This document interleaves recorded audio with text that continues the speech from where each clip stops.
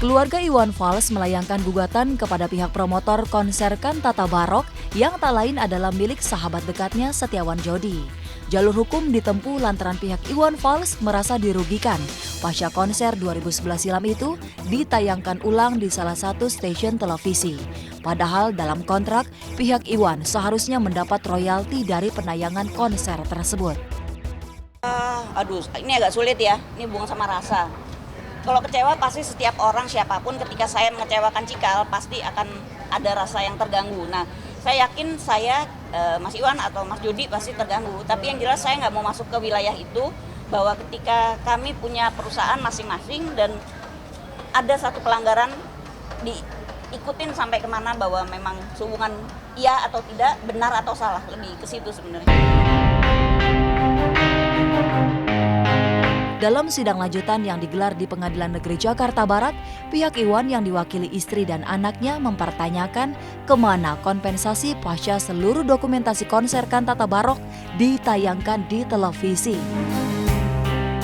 Karena nggak ada jelas alasannya nggak jelas, kita bawa di pengadilan. Kalau nggak sih, kalau jelas saya pikir pasti ada niat baik tadi seperti yang disampaikan Iksan, bahwa memang niat kita itu hubungan pelanggaran gimana sih. Kalau niat baik seseorang saya nggak bisa detail, tapi sudah beberapa kali kan ada bahasa musyawarah ya, itu tidak terlalu bisa dikatakan dipenuhi. Akhirnya saya mengambil langkah hukum hubungan sama kredibilitas kontrak kami, karena hal ini udah ratusan kali kita lakukan.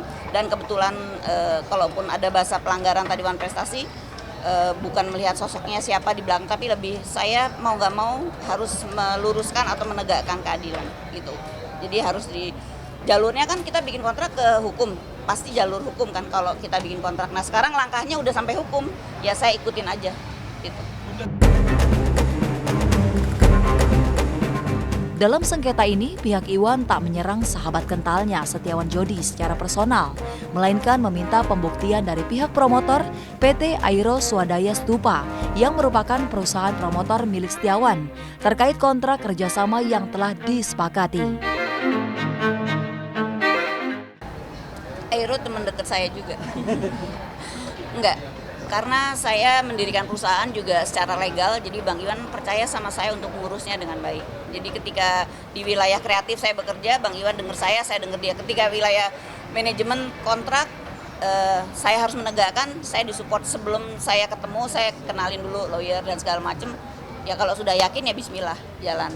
Toh kita bukan mau memutuskan suatu hubungan saudara, pertemanan, atau kan orang bisa salah gitu. Saya pun pada satu waktu bisa salah, tapi intinya bukan itu. Intinya tadi bahwa ketika ada kontrak yang kita bikin, sekarang ini itu banyak kan, saya udah punya kontrak banyak. Ada satu kontrak dan ternyata kalau dibilang bahasanya ya sialnya kok seseorang yang saya kenal gitu. Pengennya sih jangan sampai ada masalah lagi, tapi ya udah menjadi satu keputusan, ya harus saya selesaikan.